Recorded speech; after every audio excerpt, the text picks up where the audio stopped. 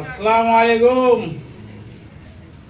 হুমায়ুন কবির আপনাকে বলছি, তোমাকে বাবরি মসজিদ করার জন্য সব অনুদান দিচ্ছে, তোমাকে পার্টি করার লেগে টাকা দেয়নি। তুমি পার্টি নিয়ে ভাসছো কেন? মসজিদটা করো আগে। তুমি পার্টি ভক্ত হয়ে গেছো কেন হুমায়ুন দা? তোমাকে আমরা বলছি মসজিদটা করো, মসজিদ করলে তোমাকে ভালোবাসবে। আর তুমি যেভাবে পার্টির পিছনে ছুটছো কিনা, এটা ভালো দিক দেখায় না হুমায়ুন দা, বুঝলেন?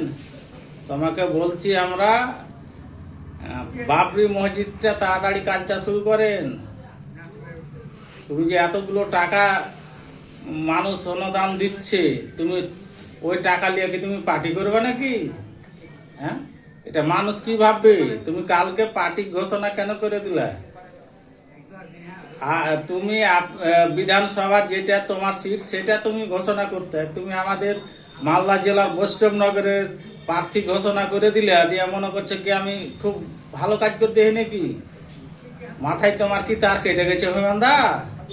হ্যাঁ, তুমি নিজে কয়েকটা পার্টি করেছে, খাড়াই বিজেপি, খাড়াই কংগ্রেস, টিএমসি। তোমার তো অস্তিত্ব ঠিক নাই। তুমি এলা কাকে রাগ দেখিয়ে তুমি নতুন পার্টি তৈরি করলা? তুমি নিজে তো স্টিল ভাবে দাঁড়িয়ে থাকতে পারো না, তো জনগণ কি স্টিল ভাবে দাঁড়িয়ে থাকবে? হুমায়ুন দা, তুমি যে করছো করো, কিন্তু বাবরি মসজিদটা করে ছাড়ো। এদিক ওদিক ধাপড়ায় না, পার্টি বাদ দাও, আগে মসজিদটা উঠাও। আসসালামু আলাইকুম।